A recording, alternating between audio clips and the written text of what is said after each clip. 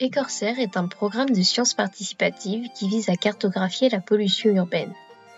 Mais vous vous demandez peut-être comment un échantillon d'écorce de platane que vous avez envoyé peut permettre de produire une carte de la pollution atmosphérique. Alors suivez le parcours d'un échantillon de la campagne Écorsaire de 2024. Tout d'abord, toutes les informations renseignées sur les fiches de terrain sont saisies dans un tableur. Les informations déjà enregistrées via l'application sont quant à elles récupérées sur cette dernière via le numéro d'identification des échantillons. Le contenu de chaque sac est ensuite découpé en petits morceaux à travers le sac plastique, ce processus n'impactant pas le résultat final. Après cette étape, l'échantillon broyé est transféré dans un pilulier. Ce transfert se fait en 3 étapes.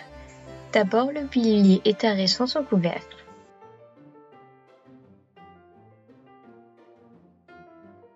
Ensuite, le contenu du sac est transféré dans le pilulier. Il est à noter que chacun des outils utilisés pour aider le transfert de l'échantillon d'un contenant à l'autre est nettoyé à l'éthanol pour ne pas contaminer les échantillons entre eux. Enfin, le pilulier rempli est pesé toujours sans son couvercle. Il est important d'attendre que la valeur se stabilise pour avoir des mesures précises, c'est-à-dire qu'on voit le G apparaître.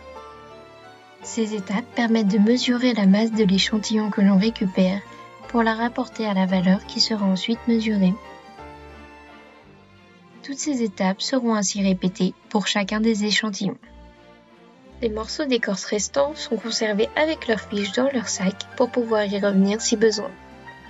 Après leur préparation, les échantillons vont pouvoir être mesurés à l'aide d'un susceptiblimètre. C'est cette mesure qui va permettre de déterminer le niveau de pollution de l'échantillon.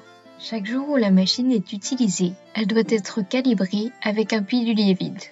La mesure est faite 10 fois et la moyenne des valeurs est utilisée, comme le zéro, des mesures qui seront faites dans la journée.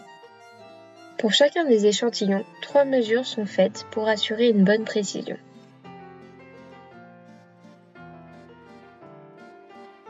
Toutes ces mesures sont alors associées à leur échantillon dans le tableur.